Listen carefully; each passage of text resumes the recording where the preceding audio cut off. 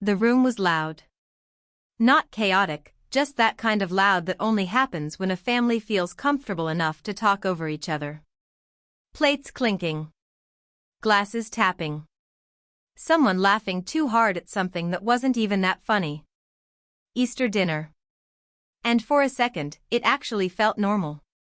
My mom stood up halfway through the meal, holding her wine glass like she had something big to say. And she did. "We're flying the whole family to Paris this June," she said, smiling wide, "for your sister's wedding." The table exploded. Cheers. Clapping. My aunt literally stood up. My sister, Emily, sat there glowing like this was her movie premiere. I smiled too. Of course I did. Then I asked the one question that should have been simple. "What date is the ceremony?" My mom looked right at me. Paused.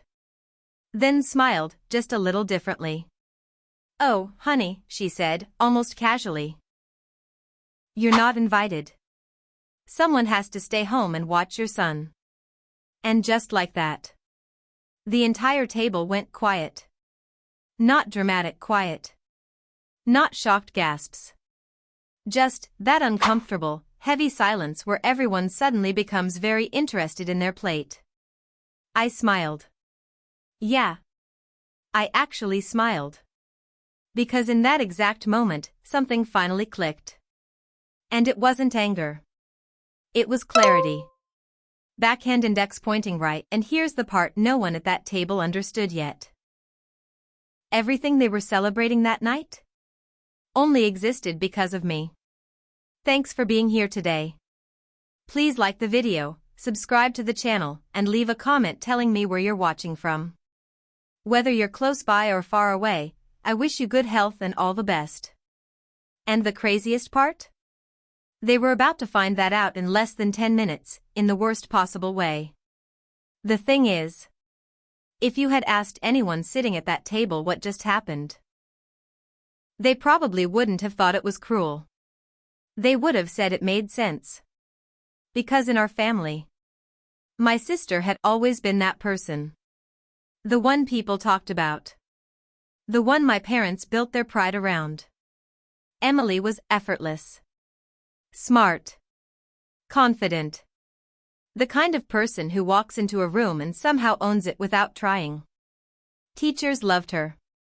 Relatives couldn't stop talking about her.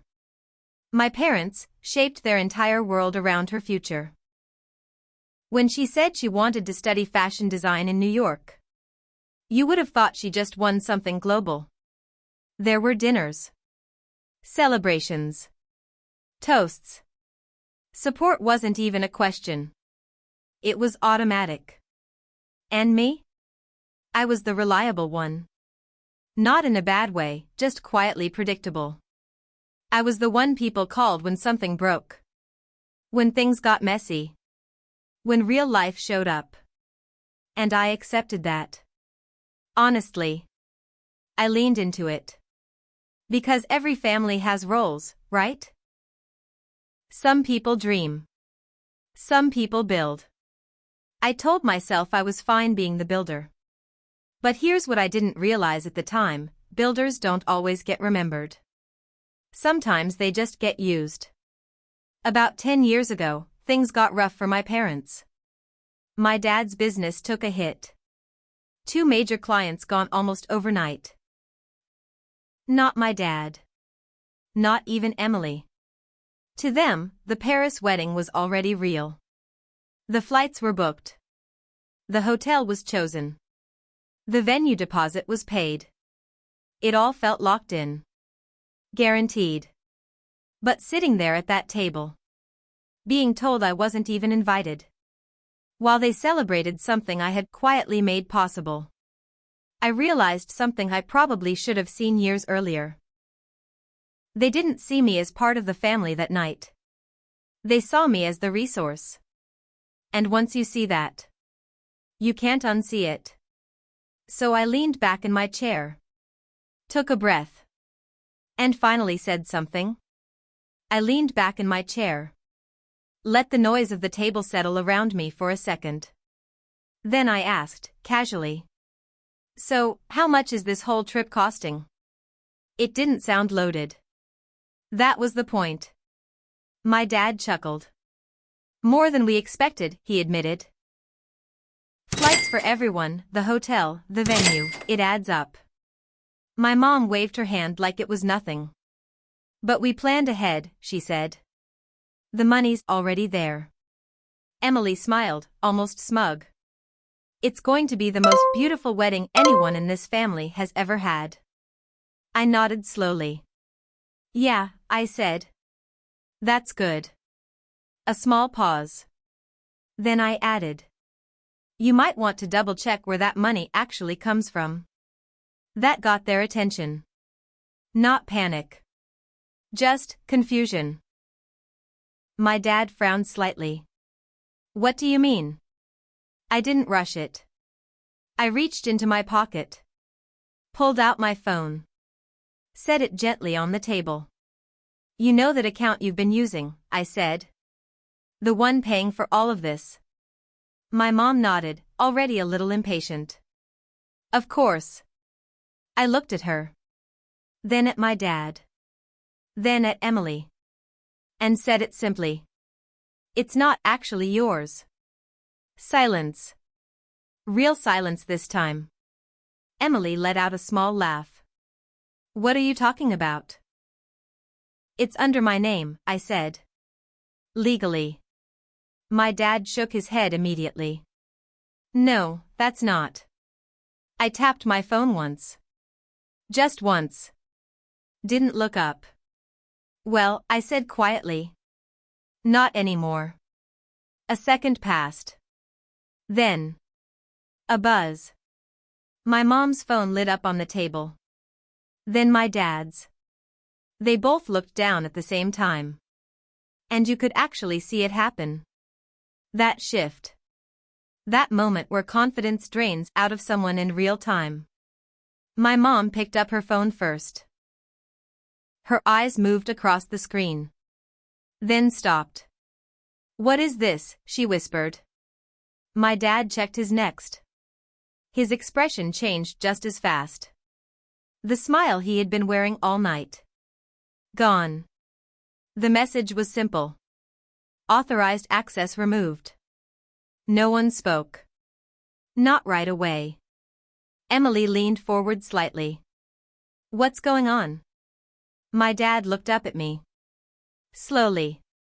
Gerald, he said. What did you do? I folded my hands on the table. Kept my voice even. I removed access. Emily laughed again, but this time it didn't land. Okay, seriously. Then she looked at my parents. And saw their faces. That's when it hit her. The wedding deposits, she said slowly. Yes. The flights? Yes. Her voice sharpened. Then fix it. My dad's hand came down on the table. This is not the time for games. I shook my head. It's not a game. My mom's voice cracked a little. You're ruining your sister's wedding. And that's when I finally looked around the table. Really looked. At everyone. The people who had just sat there. While I was quietly written out of something I helped build. No, I said. Soft. Steady.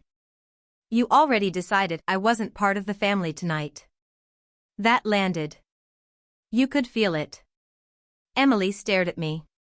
So this is what, revenge? I stood up. Slowly. Not rushed. Not dramatic. Just done. No, I said. A small pause. Then. I'm just adjusting the budget to match the guest list. And I walked away. What happened after that wasn't loud at first. It was worse. I didn't turn around. Not when chairs scraped the floor. Not when voices started rising behind me. I just kept walking. Out the front door. Into the cold air. And for the first time that entire night, I could breathe. Behind me? Everything broke. Voices overlapping. My sister shouting. My dad arguing over her. My mom trying to make sense of something that no longer made sense. Phones unlocking. Bank apps opening. Numbers not adding up. Because the reality hit fast. Faster than any of them expected. Deposits? Frozen. Transactions? Blocked. Access? Gone. And suddenly, that perfect Paris wedding didn't look so permanent anymore. And here's the part they weren't ready for. It didn't fix itself overnight. By the time I got home, my phone was already buzzing. Then buzzing again. Then again. Emily called first. I let it ring. Then again. Then again. Finally, a voicemail. Her voice, sharp. Panicked. What are you doing? Do you understand what you've just done? Call me back. Now. Then my mom. Message after message. Long ones. The kind where people stop making sense halfway through because they're trying to hold on to control. Families don't do this to each other. We can fix this if you just calm down. You're overreacting. My dad took a different route. Short. Controlled. Be reasonable. We've already told people about the trip. This affects everyone. I read every message. Didn't respond. Because there was one thing missing from all of it. Not one. Not a single one. Said. That wasn't right. We shouldn't have said that. You mattered in that moment. Nothing. The next day? It got worse. The venue in Paris called them. Deadlines. Payment confirmations. Issues. Then the hotel. Then the flights. Things don't just pause at that level. They fall apart. Fast. Emily called again. This time crying. Angry and emotional all at once. You've ruined everything, she said. My wedding, my dream. I listened. Still didn't respond. Because what she was really saying was, you stopped giving. And without that, everything collapsed. Within a few days, it was over. Paris? Cancelled. The venue? Gone. The hotel overlooking the river she kept talking about? Gone. What was left was something smaller. Local. Manageable. Something they could actually afford. They still had a wedding. Just not the one they thought they were entitled to. I wasn't invited to that one either. And this time, they didn't even pretend to ask. But the real shift didn't happen at the dinner table. It happened after everything went silent.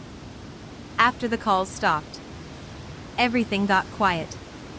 No more messages every hour. No more pressure. No more attempts to fix things. Just silence. And at first, it felt strange. Because for years, there had always been something. A problem. A request. An expectation sitting in the background. Then one evening, I was sitting in my apartment. Nothing special. Just a cup of coffee. A quiet room. No noise. And it hit me. Not all at once. Just slowly enough to feel real. For the first time in years. No one needed anything from me. No bills to cover. No emergencies to step into. No invisible weight holding everything together. And I realized something I should have understood a long time ago. I hadn't been part of the family. Not really. I had been the foundation. And foundations don't get thanked. They get stood on. But here's the thing about being the foundation. You can step away. The moment I stopped providing, everything changed. Not just for them. For me. Life got quieter. Simpler. Cleaner. And in that quiet, I finally understood something that had been buried under years of doing the right thing. You can't earn real love by constantly proving your usefulness. Because the moment you stop proving it, you find out what was actually there. I took a sip of my coffee, sat back, and for the first time in a long time, I didn't feel responsible for anyone else's life. Just my own. And honestly, that felt better than Paris ever could. If you've ever been in a situation like this, where you felt more needed than valued, I'm curious. Would you have done the same thing? Or would you have handled it differently?